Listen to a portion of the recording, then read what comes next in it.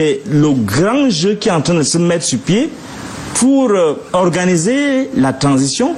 Je vous rappelle que nous sommes en plein déjà dans la transition, dans les frémissements de l'alternance. Donc, les gens sont en train de préparer des coups.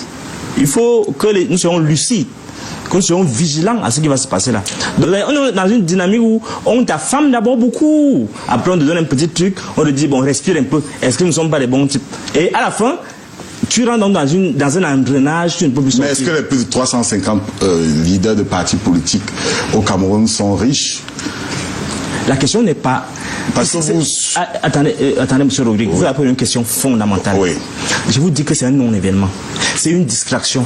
Pourquoi autant de partis? Si vraiment on est dans un pays où on doit vraiment mettre en valeur le potentiel de tout un peuple, ce qui se passe actuellement, c'est qu'on prépare l'alternance. Jouvence, toutes ces manipulations-là, on a vu dans les médias des gens qui cherchent des positionnements, qui soutiennent telle initiative gouvernementale, telle autre. On voit des gens qui s'attaquent frontalement en rentrant dans des critiques ad hominem contre le MRC, contre son président Maurice Kamto, parce que vraiment il faut faire plaisir aux gens qui plus tard devaient légaliser ce parti. D'où donc la légalisation. Ça n'obéit à aucun critère objectif dans une république. Aucun critère objectif. On n'a pas besoin de supplier, de s'humilier, de tomber dans le larbinisme pour faire... D'ailleurs, on déclare au parti politique, il y a toute une procédure qui doit être même simplifiée. Mais sauf que là, on est dans une dynamique où on appâte les gens. Et on te fait souffrir. Mais là, on choisit de légaliser tout de suite quand on voit que l'acteur est malléable. Dans le cas d'espèce, la plupart de ces gens-là, à mon avis, c'est ma lecture, hein, la plupart de ces gens-là sont effectivement des personnalités, bon, qui ont leur vision. Je dis, il y en a parmi mes amis, mais fondamentalement, il n'y a pas de risque pour le pouvoir. Donc, du coup, c'est des gens qu'on peut bien manipuler. La vie au Cameroun n'est pas dans les textes, ce n'est pas dans les beaux discours. La vie est dure. La vie des partis politiques est dure. La vie des citoyens est terrible. Donc quand vous racontez qu'il y a les 3 mois, ils s'en foutent de ça, ils ne regardent pas ça. D'ailleurs que quand tu veux initier quelque chose, on te dit, tant que je n'ai pas encore donné mon OK, ça ne passe pas. Puisque le sous-préfet est là, il vous attend au tournant.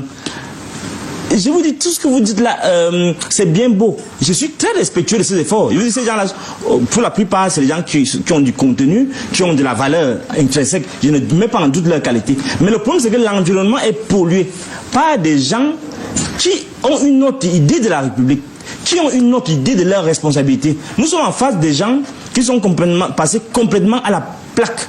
Ils sont passés à côté du vrai cri, comme on dirait chez Césaire. Ils sont passés à côté de leur vrai cri. Le vrai cri, c'est-à-dire l'organisation de la société pour promouvoir des idéaux, pour promouvoir une vision d'avenir qui puisse satisfaire l'intérêt général. Ils ne sont pas là dans l'intérêt général. Dans l'intérêt général, c'est pourquoi il y a la loi. C'est-à-dire qu'on n'a pas besoin de courir derrière une personnalité, fût-elle ministre de l'Intérieur, pour accéder à la légitimité, à la légalité en termes d'expression démocratique. Mais c'est le cas actuellement.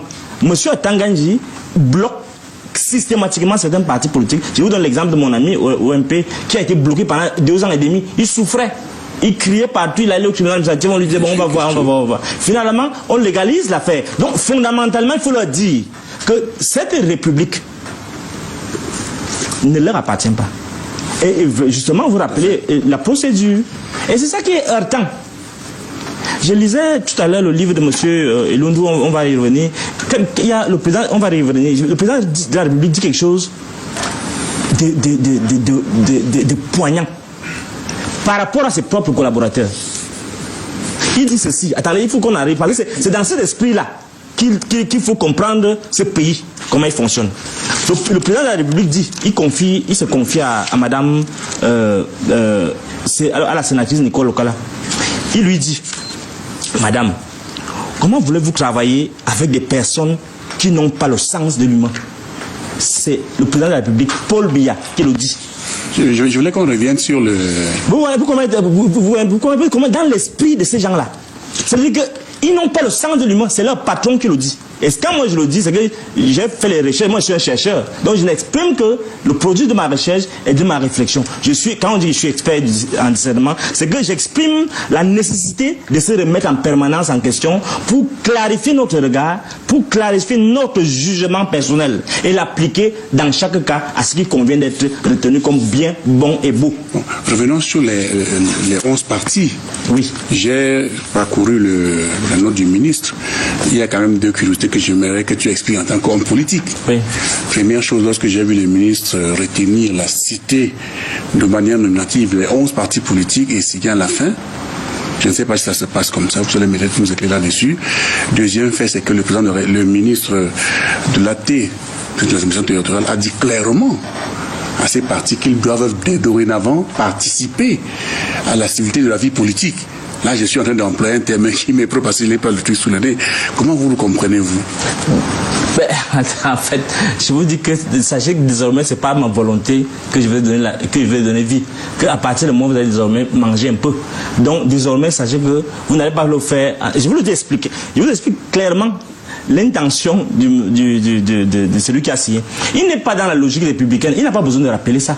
Quand on crée un parti politique, c'est donc l'infantilisation dont je vous ai parlé au départ. C'est-à-dire que ces gens se prennent pour le nombril du pape. Excusez-moi l'expression du quartier. C'est-à-dire que tu dis aux gens ce qu'ils doivent faire. Mais tu es un acteur politique qui décide de mettre sur pied une organisation. D'ailleurs, on le fait pourquoi? Parce que ils sont obligés de créer ces partis. Pourquoi? Parce que par un ensemble de choses, de déceptions, par un ensemble de volontés réprimées, réfrénées, par un environnement où on peut donner créance à certains acteurs. Et là, on est déçu, on se dit, bon, finalement, qu'est-ce qu'il faut faire? Et c'est ça qui m'arrive souvent quand je réfléchis à tout cela. C'est-à-dire que tu crois, tu dis, bon, voilà, vu tel aspect, je peux lui faire confiance, on peut naviguer ensemble, mais tu te rends compte que fondamentalement, les gens sont dans la petitesse des intérêts personnels. Les gens n'ont pas une grande vision de ce qu'on appelle le devoir républicain, l'esprit patriotique qui demande de servir le peuple. Un politicien, ils doivent le comprendre, ceux qui créent les partis politiques là pour se faire de l'argent. Un politicien a l'aspiration. Je n'ai pas dit que c'est le cas. Il dit dans l'accent, il y en a, tout le monde n'est pas sain. Hein. Je voulais savoir si c'était le parti pour attendez. Ce qu'il veut dire, c'est quoi? C'est qu'il faut qu'il s'imagine que, en fait, servir le peuple, créer un parti pour servir le peuple, c'est un sacerdoce. C'est comme un enseignant. Un enseignant qui est mal à l'aise parce que son étudiant a une grosse voiture et que lui il va en moto comme moi. Moi je vais en moto parce que ils ont saccagé ma voiture. Donc il n'est pas, on va y revenir, puisqu'ils ont saccagé ma voiture, il doit faire comment? Donc, alors, il n'a pas besoin de se sentir mal. Il a un devoir, il aspire à communiquer un savoir. Et ce savoir doit réformer la société. C'est comme il est un outil. Un acteur politique, un outil. Donc, d'ailleurs, c'est pourquoi je dis c'est très maladroit de la part du ministre d'État, du ministre de l'enseignement de l'administration territoriale, de rappeler aux gens que vous devez faire ici, désormais, en fait, il donne une instruction et on comprend, lui-même ne comprend rien du fonctionnement d'un État normal, d'une démocratie. Parce que si on rentre dans... Et c'est là il faut j'ai apporté un petit livre. Si je le connaissais, j'allais lui offrir ce livre-ci. Pour qu'il lise ça quand il est fâché. Il lit ça. Si j'avais moyen d'avoir M. Atanganji à côté de moi, j'allais dire, monsieur le ministre... Là, déjà lui, c'est sûr. Bon, s'il avait vraiment, il a dû oublier. Parce que c'est pas ça l'esprit républicain. Parce que l'esprit républicain... C'est tellement facile de comprendre comment doit fonctionner un État. Regardez ce que... quand on dit... Je ne dis pas que Rousseau, c'est le pape, hein, mais quand même c'est celui qui a théorisé la République moderne. C'est-à-dire c'est celui qui a montré comment on fait pour que un pays ne rentre pas en brousse. Bon, j'emprunte... mais on peut penser aussi à Hobbes, on peut penser à Hobbes, pas seulement Rousseau. Oui, mais ce n'est pas l'esprit républicain. Moi, je voudrais quand même vous compreniez que dans l'une des parties de ce texte, vraiment, moi, je suis enseignant. Il faut qu'il lise, si j'avais moyen de lui dire, monsieur le ministre, lisez un peu le chapitre 18, moyen de prévenir les usurpations du gouvernement. Ça, c'est l'usurpation. Il dit, Rousseau dit, le gouvernement n'est pas un contrat, mais une loi. Que les dépositaires de la puissance exécutive dans le gouvernement ne sont point les maîtres du peuple, mais ses officiers, qu'il ne peut les établir, donc le peuple peut les établir et les destituer. Si dans une république, on dit que le peuple doit avoir peur de son gouvernement, au point il ne peut plus le destituer, on n'est plus en démocratie. On est dans une sorte d'autocratie, et c'est pourquoi je rentre dans l'autocratie, donc je parle ici. Donc le peuple peut les établir et les destituer quand il lui plaît. Qu'il n'est pas question pour eux de contracter, mais d'obéir. Vous voyez, autant obéir aux gens. Le peuple est le souverain. Le peuple est souverain, mais ce n'est pas le cas. Le peuple est souverain au Cameroun, vous pensez? Non, vous êtes dans la littérature. Ça, c'était le premier sujet d'actu. Le deuxième sujet d'actu, c'est les la réalité, c'est que nous sommes en pleine autocratie. Les élections. Les gars sont en train l'occasion de revenir dessus. La deuxième actu, c'est les élections du maire. L'élection du maire de Banganté Kwesé. Il y a un candidat qui a été investi par le RDPC. Qui domine le conseil municipal. Le conseil municipal est d'ailleurs monocolore, qui a été investi, mais qui n'a pas été élu. On a le conseil municipal qui devait l'élire a été reporté 2 fois. Comment vous avez vécu cette actualité? Moi, je dis, on n'a pas besoin d'espérer quelque chose. Monsieur Niat, par tous les moyens, on va l'imposer. Ça, c'est mon sentiment, c'est ma lecture. Mais comme je dis toujours, la lecture qui doit être faite ici, c'est que ça annonce déjà, à mon avis, ceux qui sont très sûrs de mettre le fils des gens après les gens. Ça annonce ce qui peut arriver. Ce qui peut arriver, c'est qu'on va imposer par la force. Mais comme ils sont autistes, ils sont suffisamment forts, croient-ils. Ils croient qu'ils sont le disque dur, on va en parler tout à l'heure. Ils croient que, en fait, le peuple est déjà résigné, est déjà défait.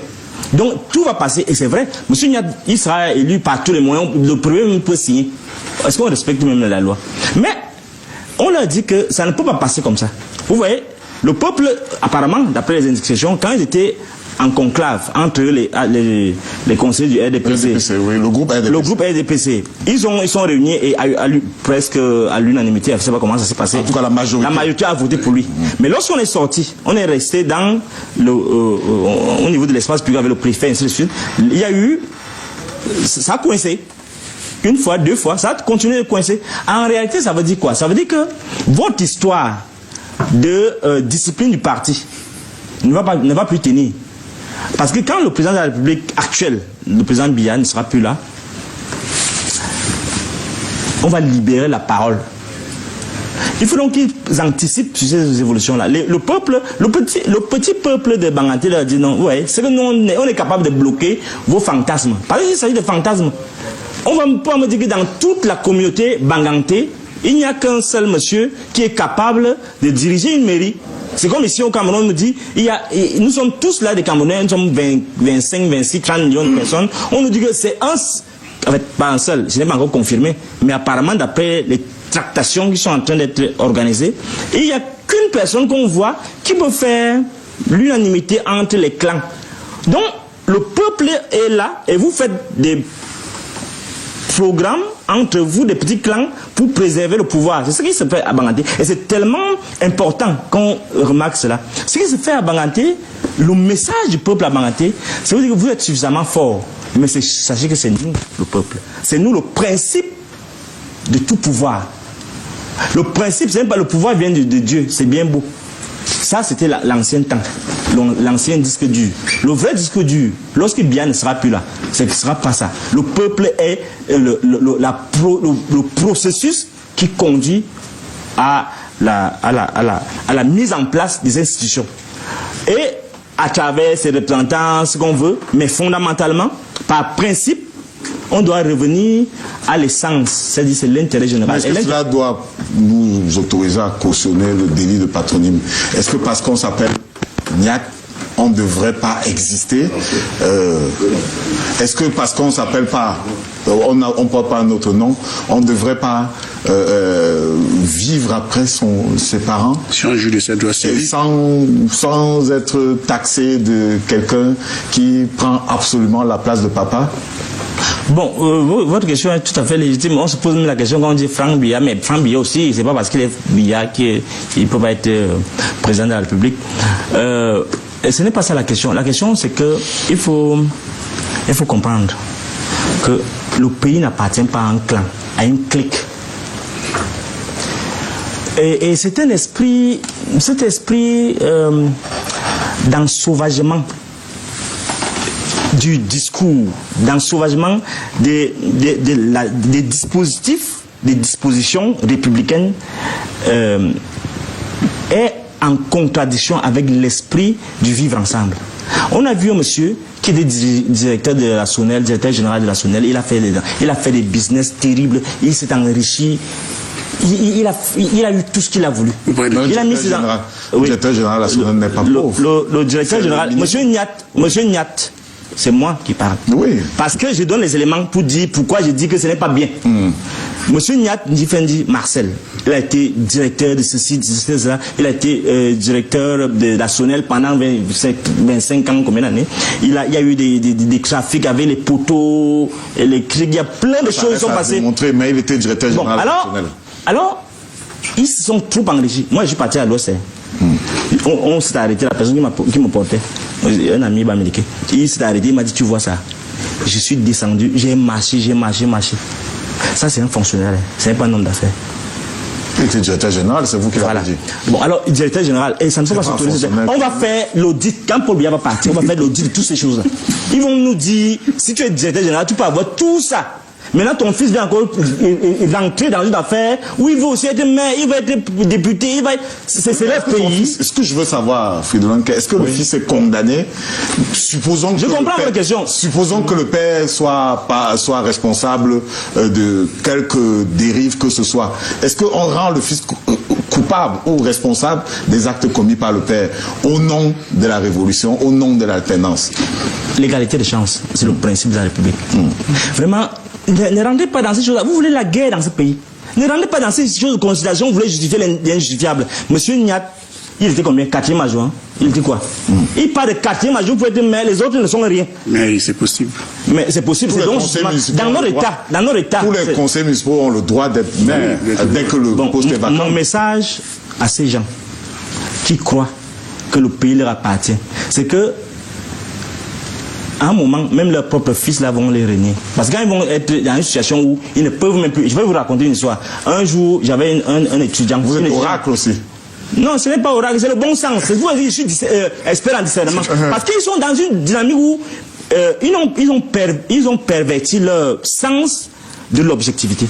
Leur objectif, ils regardent en l'air, ils regardent derrière, ils regardent devant. Ce qui veut dire c'est quoi? C'est que lorsque je suis rentré ici, j'étais auditeur à l'Institut supérieur de management public. J'avais des grands étudiants qui viennent de la présidence, du premier ministère, partout là. Alors une femme me confie un jour, une de mes étudiantes me confie un jour que son mari est désespéré. Je me demande pourquoi il est désespéré. Ils sont riches, hein. Elle travaille quelque part là-bas au ministère de la Santé. Elle est vraiment une femme puissante. Ils ont beaucoup d'argent. Son mari est homme d'affaires. Alors, elle me dit son mari est désespéré parce que son fils, lors du jour, il y a eu une grosse querelle. Et son fils lui a dit quand tu vas mourir, il va tout vendre. Parce que son fils, lui, il est artiste, donc il ne comprend pas qu'on accumule autant. En fait, il faut dire qu'à un moment, ils vont se regarder devant un miroir. À un moment, tous ces enfants, les autres, qui ont eu tout de la République, qui ont eu toutes les facilités, ils n'ont pas le bon sens de comprendre que non, il faut diversifier. Il faut laisser les autres prendre le relais. Est-ce qu'ils sont seuls? Est-ce qu'on peut dire qu'à Bagante, c'est une question de famille qui se passe? Oui. Tout ça, c'est les familles. Tel le ministre de la ville, il s'appelle qui là? La seule qui est ministre de la développement. Oui, c'est toute la petite mafia. On crée des dispositifs où on va sécuriser seulement les complicités. Ce n'est pas la République. Ce n'est plus la République. Nous ne sommes plus en République. Au Cameroun, on n'est plus en République. On est autour des gens qui veulent sécuriser leur éternité au pouvoir. Avec l'éternisme dont parlent certains. Nous sommes en plein, ce que j'ai appelé la tortucratie et l'éternisme. C'est-à-dire que les gars sont dans la torture, les gens. Et ils sont dans le travail tout doucement, la tortue qui marche, qui arrive, pour sécuriser. Il ne faut pas qu'il y ait des dérapages. C'est pourquoi on a même incriminé la révolution. Vous avez vu dans quel pays où on dit que la révolution est un crime. La révolution, c'est la dynamique des peuples. Mais on vous dit on a criminalisé la révolution. Simplement parce qu'ils sont dans une logique où ils sont convaincus. Et c'est pourquoi ça me fait rire parfois quand je regarde tout ça. Ils sont convaincus qu'ils vont tout faire pour sécuriser. Ils ont les armes, ils entretiennent la guerre. Tout ça est lié, hein. Ils entretiennent la guerre au nord et au sud-ouest parce que ça leur fait de l'argent. Ils entretiennent la guerre? Mais oui, c'est terrible ce qui se passe au nord et au sud-ouest. Vous avez vu les vidéos qui circulent partout là? Ce n'est pas des fake news, hein. Les gens sont en train d'entretenir l'industrie des cadavres pour s'enrichir, pour sécuriser l'alternance. Et c'est très grave, on doit le dénoncer. Notre rôle en tant que penseur de la société, c'est-à-dire que visionnaire de l'absolu, on doit pouvoir dire à ces gens-là que ce n'est pas ça, l'esprit de la République. Je vous propose... Dans mon esprit, parce qu'il y a trop d'impostures. Même parmi nous, on dit les philosophes là, tous des imposteurs, la plupart quoi. La plupart des imposteurs disent que, madame, la philosophie, c'est l'exercice permanent du jugement. Les gens ont démissionné de la pensée. Ils ont complètement démissionné. Tu vois quelqu'un qui pense que, ouais, la prime là, on va payer qu'à ça quand, ouais, vraiment, est-ce que je vais m'en sortir jusqu'à la fin? Quelqu'un qui est préoccupé par les primes comme ça, donc on peut facilement l'acheter. C'est-à-dire que je trouve ça pathétique pour l'universitaire, quelle que soit la spécialité. Les gens ne veulent plus la souffrir. Apprenez à souffrir, les gars. Comment on peut être philosophe? Et elle est là dans la recherche, c'est toi qui as, comme celui qui me persécutait là, il est dans tous les mémoires. Il est président de tous les jurys parce qu'il est doyen, il est chef de département. En fait, on veut lui faire un cadeau parce qu'il nous a chassé de l'université. On lui a donné chef de département, doyen, président de l'école doctorat. Et vous savez ce qu'il a fait? Non. Il s'est mis dans tous les mémoires. Donc il est en géographie, il est président du jury. En histoire, il est partout président. Tu voulais ce qu'il cherche? C'est l'argent. C'est l'argent. Mais il dit qu'il est philosophe, c'est de l'imposture. Philodolin-Ké, quelle est les relations qui vous lient avec vos étudiantes? Je dis bien étudiantes, vos étudiants filles. Filles? Ouais. Ben, je ne sais pas. Moi, étudiant, c'est étudiant, moi, je ne sais pas. Et c'est quoi cette affaire de harcèlement sexuel dont vous êtes impliqué, vous êtes indexé? Impliqué ou bien indexé, choisi? Choisissez vous-même, dites-nous. Vous êtes indexé ou impliqué? Je ne sais pas. C'est à vous, c'est vous les journalistes, vous devez faire votre travail d'investigation. On nous fait savoir justement que vous avez un appétit insatiable pour les jeunes filles. Et les filles âgées, pas? Bon, pour la gente féminine, si vous voulez. Moi, je ne veux pas aimer les hommes, j'aime les femmes. Ouais, mais dans le cas d'espèce, vous vous posez une question. Parce que je réponds à ça, à cette taquinerie-là. Oui. En réalité, bon, c'est l'histoire qu'on voulait impliquer, qu'on voulait m'imputer en 2016. Une étudiante qui n'était pas mon étudiante, une vieille affaire. Moi, je n'ai même pas revenu dessus. En réalité, on est dans un contexte où, un contexte de caporalisme. Tu ne sors pas du lot. Dès que tu sors un peu la tête, que tu veux respirer un peu, non, rentre ici. C'est la caverne. L'université, c'est la caverne. Et dans ces conditions, je ne veux pas commencer à aimer les hommes, mais je ne me vois pas en train de harceler les étudiants. C'est-à-dire que je suis dans un contexte où, parfois, mais ça n'exclut pas qu'on peut te trouver beau, hein. Ouais. On peut te trouver... mais dans ces conditions, même si ce n'est pas le cas, hein, oui. Et parfois c'est juste peut-être des questions de points, des faiblards là qui ne veulent, mais un enseignant qui est vrai, il ne peut pas, je vous le dis sincèrement, un type qui sait ce qu'il vaut, il n'a pas besoin de trafiquer les notes. Il n'a pas besoin de faire ces choses. C'est pourquoi quand l'histoire dont vous parlez a commencé à chauffer, j'ai écrit au recteur, c'est vous qui avez les services secrets, c'est vous qui avez tout le pays. Faites une enquête. Vous avez le Sénat, non, c'est vous, non. Laissez d'abord les affaires que vous voulez vous occuper d'autres choses. Occupez-vous de moi. Faites une enquête. Si vraiment je suis harcelé, si vraiment. Oh, en réalité, c'est une affaire qu'il devait gérer avec madame. C'est-à-dire que c'est une petite qui gérait quand je venais ici au pays. C'est-à-dire que ça a commencé en 2015. Avant même d'être recruté, moi je la connaissais déjà parce que j'avais eu la chance quand je pars au Canada. Quand je termine là-bas, je vais donc en Belgique. Ça, c'est une. Et j'ai réussi donc à convaincre mon université de Liège que j'ai envie de venir chaque vacances, c'est-à-dire juin, j'ai aidé mon département, c'est-à-dire que par en apportant des livres, en apportant un ensemble de choses. J'ai donc bénéficié par d'un billet d'avion chaque jour. Donc, en venant ici, donc j'ai donc rencontré cette personne-là. Bon, bien évidemment, il y a eu ce qu'il y a eu, mais elle était à l'école normale. Et par la suite, on s'est séparés comme ça parce que, bon, pour les raisons normales, parce que les choses qu'on fait là dehors, on ne veut pas quand même qu'après on te conditionne. Tu dis que non, pardon, on reste amis. Alors, moi je suis un esprit, vraiment, il ne me conditionne pas que tu m'as déjà me raconter une histoire que ma femme a fait ici, il faut qu'elle parte. Non, pardon. C'était pas, à la base du contrat, c'était pas comme ça. Donc, on se sépare quand même à l'amiable. Mais après, donc, une semaine après, non, c'était, je me souviens bien, je me souviens que je me suis séparé avec elle dans les bons termes. Je me souviens en octobre, elle m'a appelé. Je suis parti lui offrir même. Elle m'a dit qu'elle veut manger la viande. Je suis parti lui offrir la viande à non, je vais vous dire toute la vérité parce qu'il ne faut pas que les gens racontent des choses qui n'ont pas de sens. Donc, alors, je suis parti même donner la viande à la brique. On s'est séparés, bon, on était déjà presque amis, hein, donc on restait. Mais l'important dans cette affaire, c'est qu'on avait une relation intellectuelle d'abord. Elle était, je ne sais pas là où il s'est caché maintenant, parce qu'elle s'est cachée. La police l'a recherché partout, il s'est caché. J'ai ici, pour répondre à votre question, j'ai ici un tas de documents avec toutes les convocations, tout comment on a cherché partout dans la ville. J'ai ici aussi, je vais vous donner ça. En fait, je vais vous donner, vous allez utiliser. Il faut que vous compreniez définitivement cette affaire-là. Oui. J'ai ici des constats d'huissier où sa copine vient démontrer qu'elle a été manipulée à partir du rectorat, le recteur actuel. Les gens disent que c'est mon ami. Il ne peut jamais être mon ami. D'accord. Donc voilà, donc j'ai les preuves de ça. Donc pour couper coup, on l'a donc manipulé lorsque monsieur Aïssi Lucien, celui qu'on appelle celui qui mange là, il mange avec la philosophie dont je parlais là tout à l'heure. Il mange la philosophie puis la nourriture. D'accord. Donc je vous explique les faits. Oui, il n'est pas là, mais je vous explique. Lucien n'est pas là. Non, c'est lui qui a amené l'affaire. Non, Aïssi Lucien n'est malheureusement pas là. Bon, ça va. Mais c'est lui donc c'est Aïssi Lucien donc qui a amené l'affaire que j'ai harcelé une fille. C'est la fille qui m'appelle. Et j'ai donné tout ça au tribunal. Voici la date, voici l'heure. Demandez, allez voir Orange. Elle me dit que c'est vers 20h17 en décembre 2016. Je dis bon, ton chef de département vient de me dire qu'il faut que je tire une plainte contre toi pour viol et harcèlement. Il y a tout ça, j'ai donné ça là-bas. D'accord. Et cette fille du côté dans la localité où vous étiez candidat au municipal là, quand est-ce que vous entendiez l'épouser finalement? Laquelle?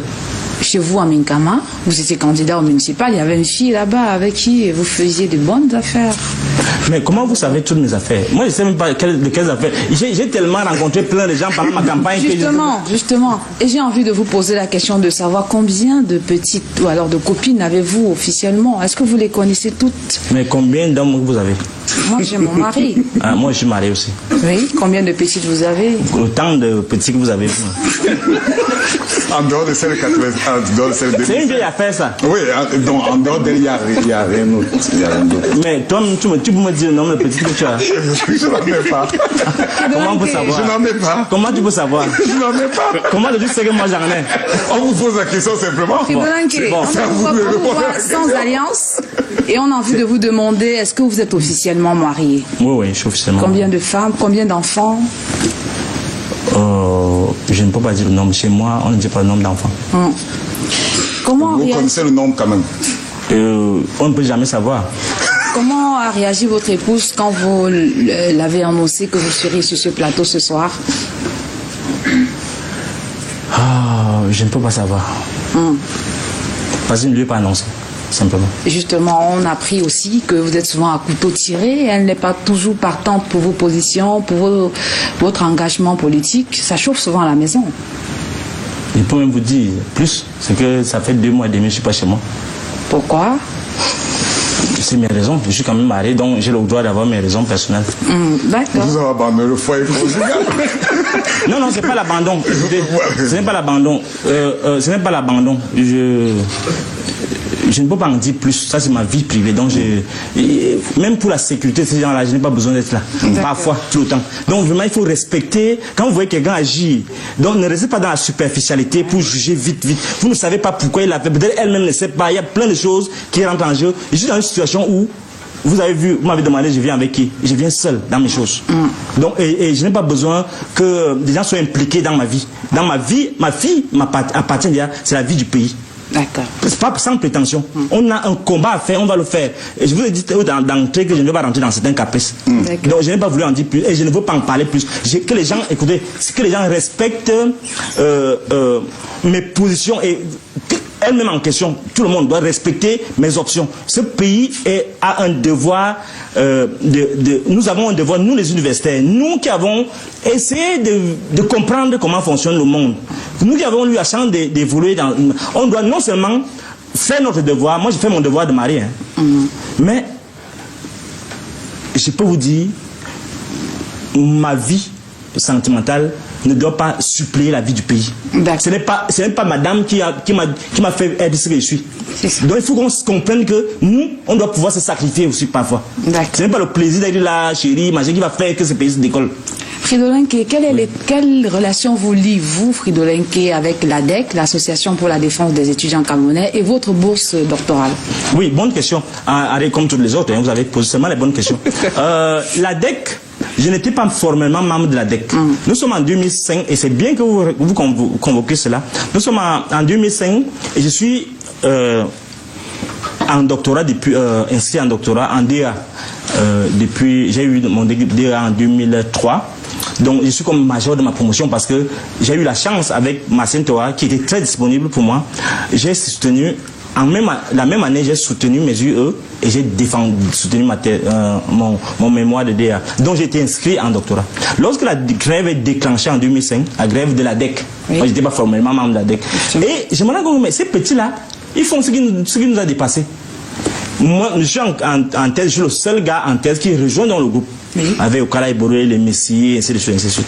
Moi, je vais spontanément, moi j'aime bien ces causes parce que je me souvenais de tout mon parcours, il n'y a même pas les toilettes.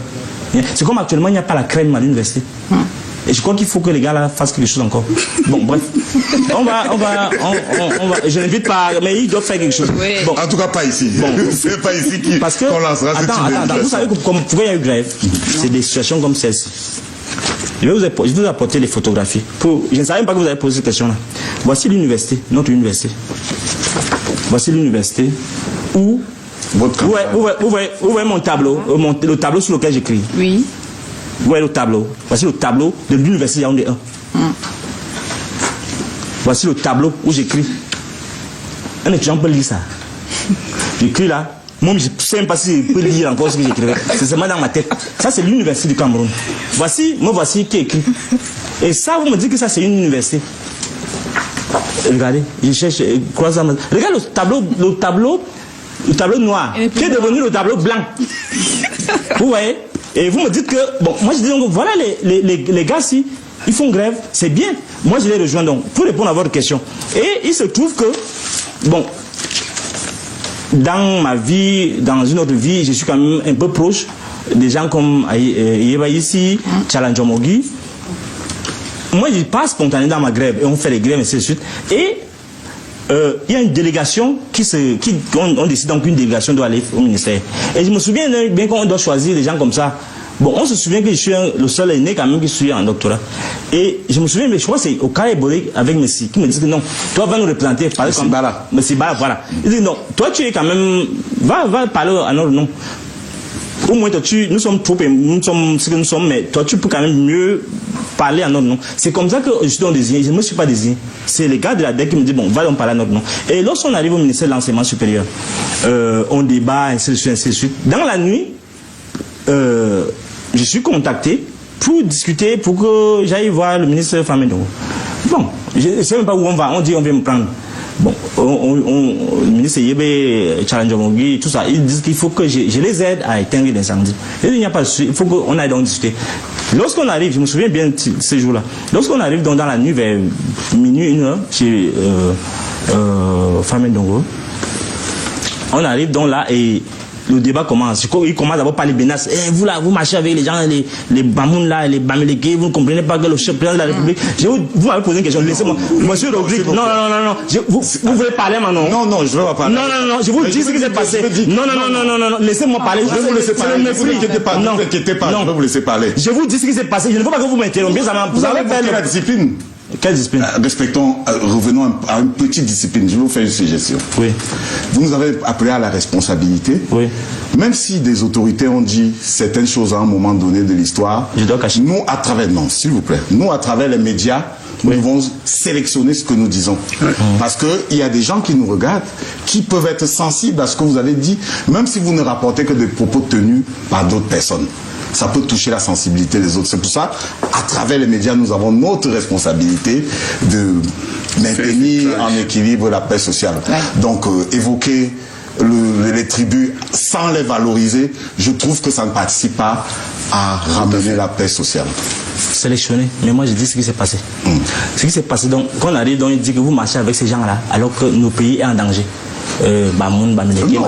Bon alors, j'ai compris, c'est la dernière fois que je parle. Bon voilà, donc il fallait quand même dire ça, parce qu'il ne faut pas que... Non, il fallait pas le dire. Moi j'ai dit quand même. Vous êtes un éducateur, vous êtes mieux placé que moi pour savoir que les gens qui sont à la maison n'ont pas les mêmes outils que vous pour recevoir les messages que vous leur envoyez. Vous êtes bien formé, vous avez une solide formation, vous pouvez recevoir certains messages avec la capacité de discerner entre ce qui est bien et ce qui est bon. La déontologie, j'ai compris la déontologie, tout ça. Mais il faut aussi savoir que il faut qu'on sache avec qui on fonctionne.